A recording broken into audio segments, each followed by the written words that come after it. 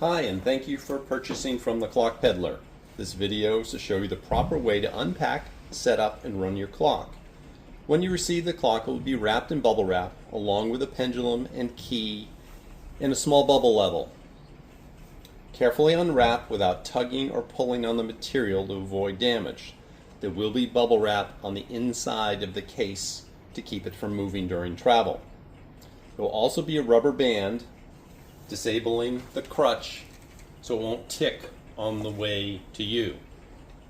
When you get it at home, once you've taken the material out, just pull the thumbtack out of the bottom and take the rubber band off the hook.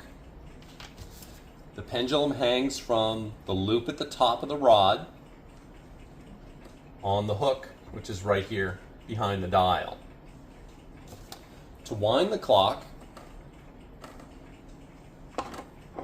simply insert the key. The right-hand side is the time, the left-hand side is the strike.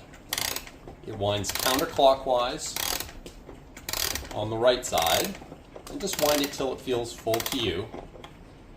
And the left-hand side winds clockwise, in order they wind towards each other. Just again, wind it till it feels full to you. Setting the hands, go clockwise with the minute hand up to the hour, slow down as you approach the hour, allow it to preset, and then strike.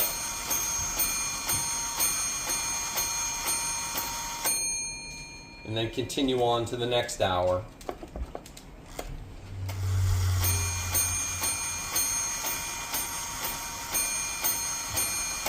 Until you get to the correct time. Starting the pendulum is simply just a little tap like that. The clock does need to be on a level, stable surface, and that's why I've included a bubble level, which you can put right there. Doesn't have to be perfect, but at least close.